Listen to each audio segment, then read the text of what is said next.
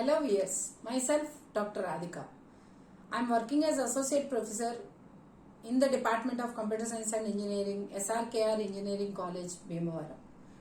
Today I am going to explain about the concept of backtracking in the subject Design and Analysis of Algorithms.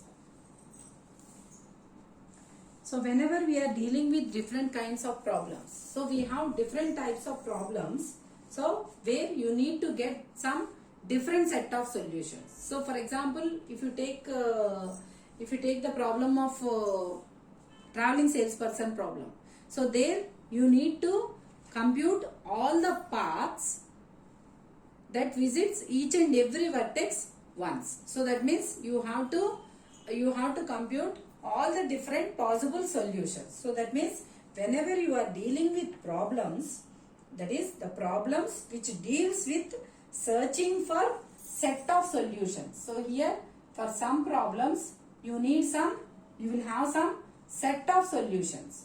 So for such a type of problems, so that means if you need to find some set of solutions, or if you need to find optimal solution,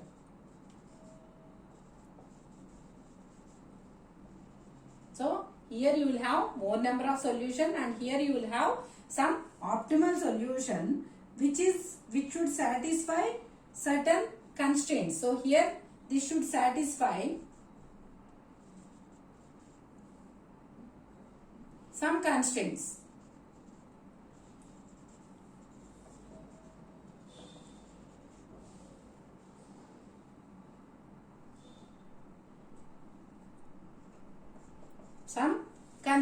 So in different types of problems we need to get the solutions like this. So in such a type of problems, for getting the solutions you can use this method, that is backtracking. So this is a method where the solution can be expressed. So here we say that the solution can be expressed in n-tuple form. We say that it can be expressed in n-tuple, that is some x1, x2, so on, some xn. So the solution will be represented like this. So here we say that where here your xi represents, xi is chosen, it is chosen from some finite set Si, from finite set Si. So now we say that the problems can be solved, the problems to be solved calls for finding one vector that minimizes or maximizes or satisfies a criterion function. So whenever if you are trying to get the optimal solution, either in the maximization problems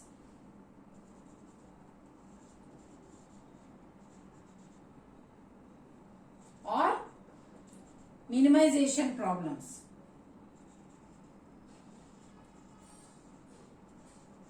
so in both the problems, whenever you are trying to get in maximization problems or minimization problems, so here in order to get the optimal solution, so you need to satisfy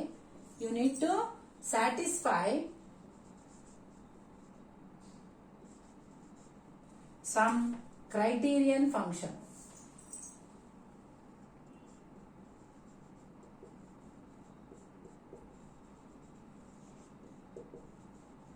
Some criterion function, and you can give it as some p of some x1, x2,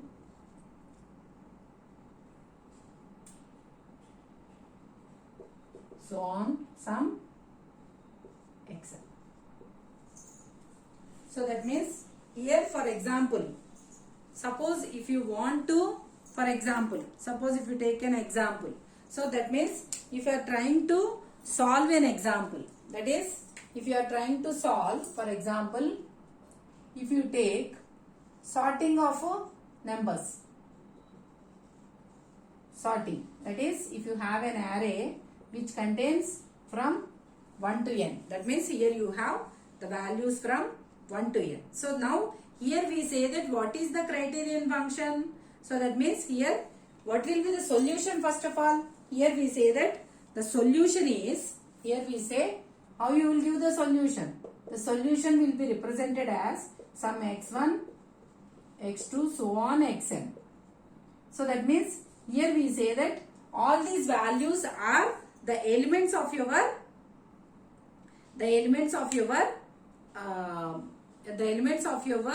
array, that is the elements. So that means it is represented as an n tuple form. We say that it is represented as n tuple where your xi. So here we say that the xi represents the index of your, it is the index of ith smallest element. Ith smallest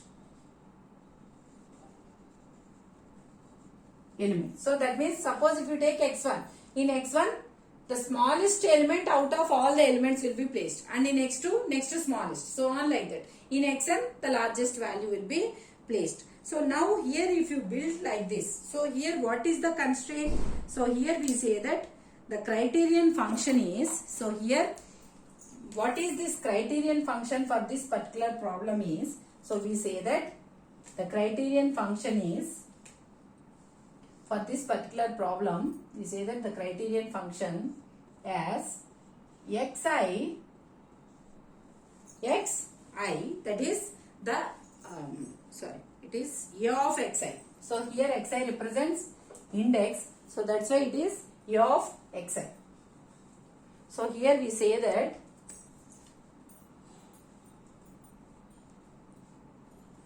a of xi is less than or equal to a of xi plus 1. So this is the criterion function for this particular problem. So that means here we say that the xith element must be less than or equal to xi plus 1th element. So now whenever suppose if you are trying to build the solution for this problem, so what you will do, you will start from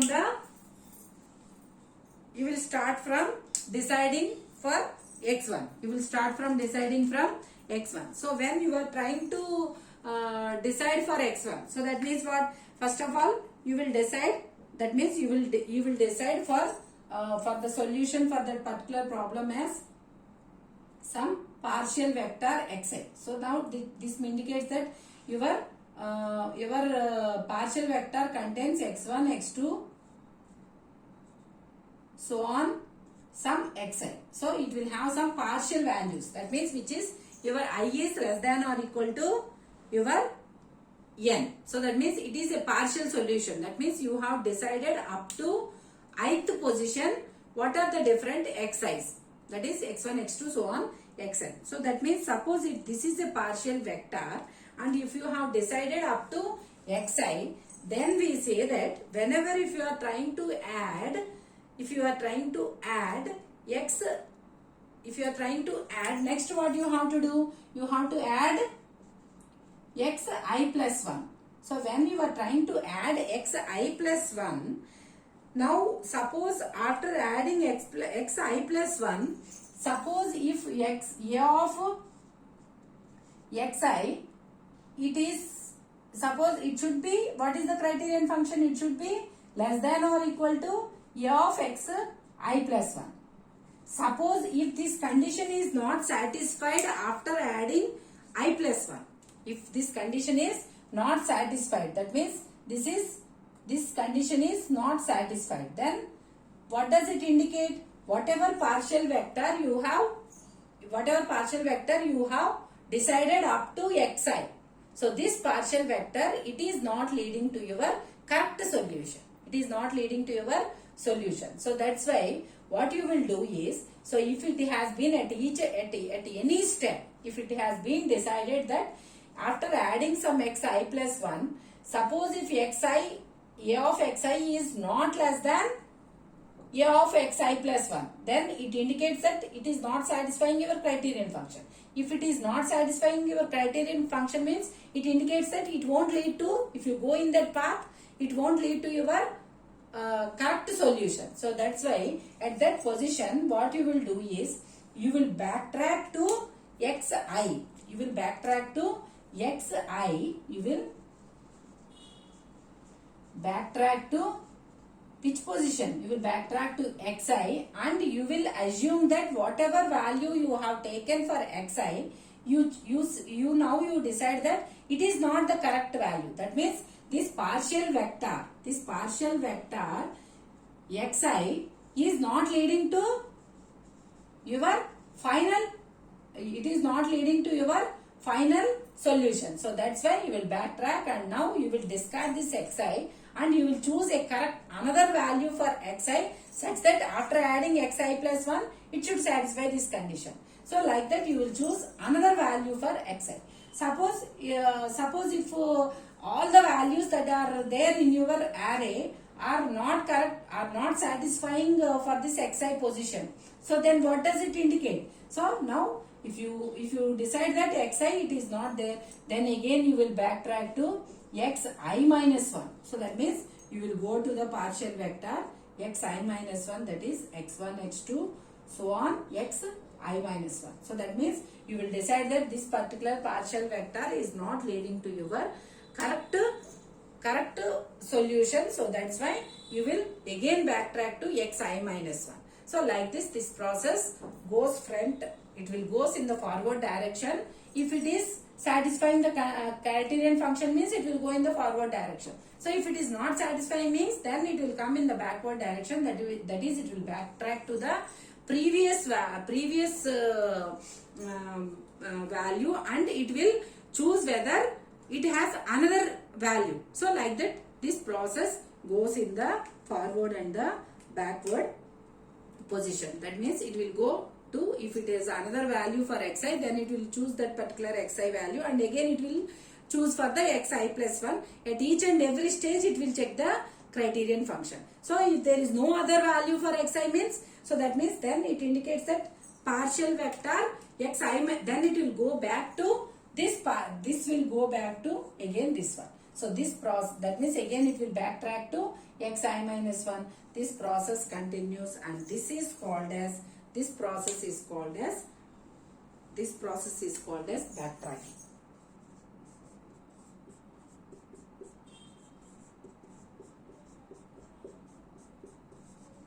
That is, at any stage if you decide that this particular solution may not lead to the correct solution, then it will backtrack and it will go to the previous step and again it will try to get the solution. The problem solved using backtracking require that all the solutions that satisfies. So here by using backtracking requires that all the solutions, so you can get all the solutions that satisfy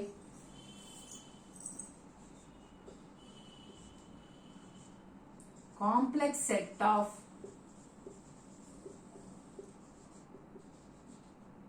constraints.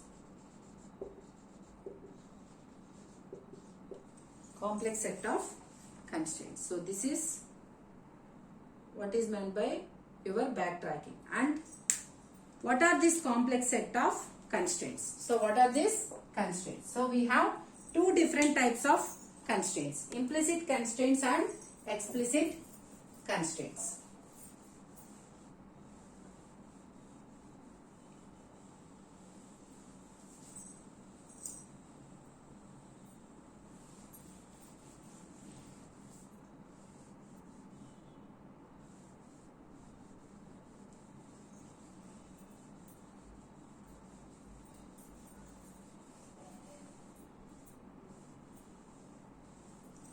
We have two different types of constraints. What are those constraints is explicit constraints and implicit constraints.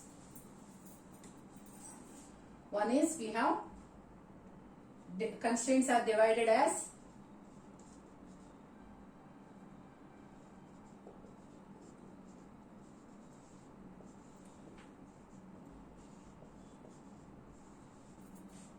one as explicit constraints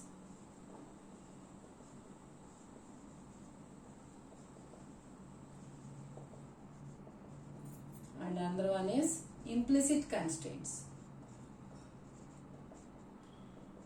Explicit constraints and implicit constraints. So what are these explicit constraints are? So these explicit constraints are rules that restrict each xi to take on values only from a given set. So what is this explicit constraints is, you have to take the xi values. So you have to take xi values only from a given set.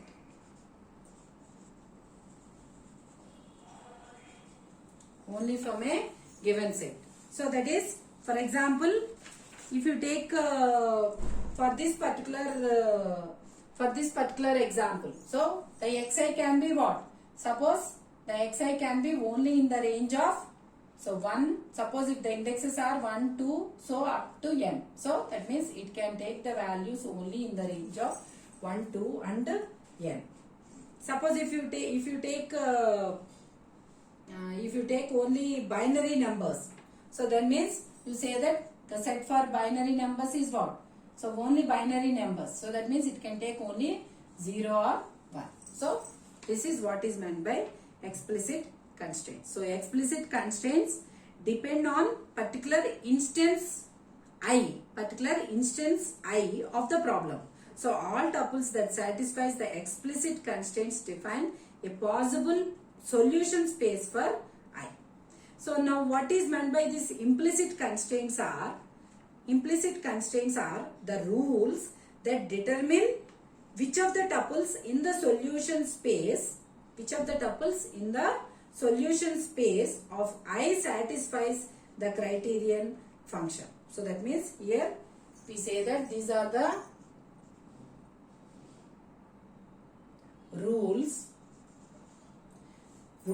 that determine which of the tuples in solution space of I satisfy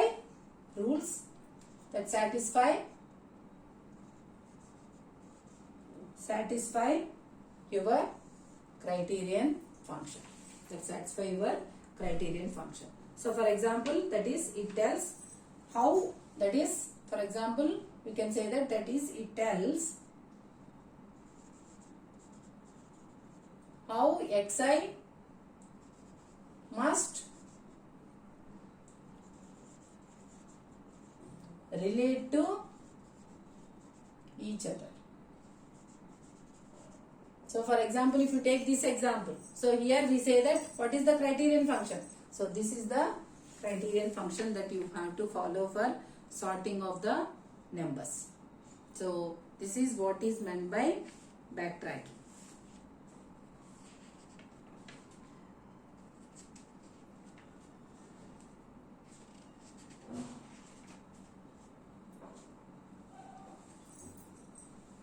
So while getting the solutions for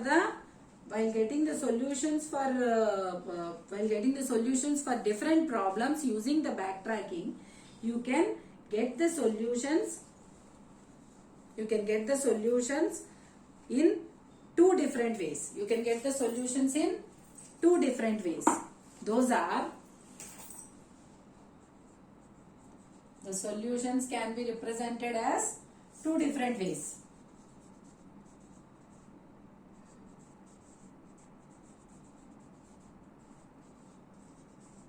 Represented as, one is variable tuple form, there is variable tuple formulation, and another one is fixed tuple formulation.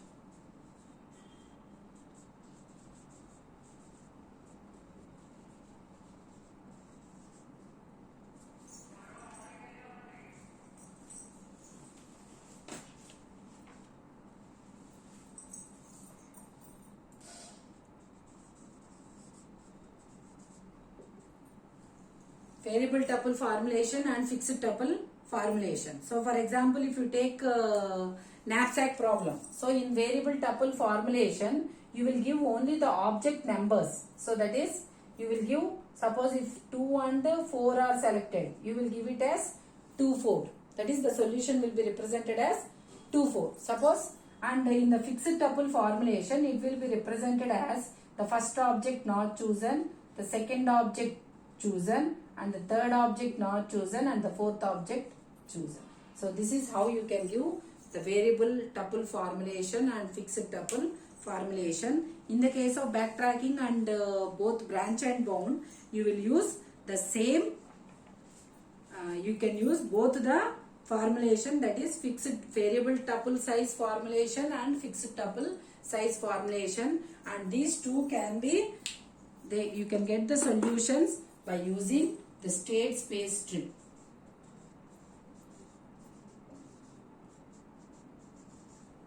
So you can use by state space tree or solution tree, anything you can say, and you can get the solution by using this state space tree. So in detail of the state space tree and variable tuple formulation are given in my another video. So you can go through that video, which can be used, that is the state space tree. It is used both for the backtracking and another method, branch and bound. So you can go through that video for getting more details about this variable tuple formulation and state space trees. If you like my video, please like, share and subscribe to our channel.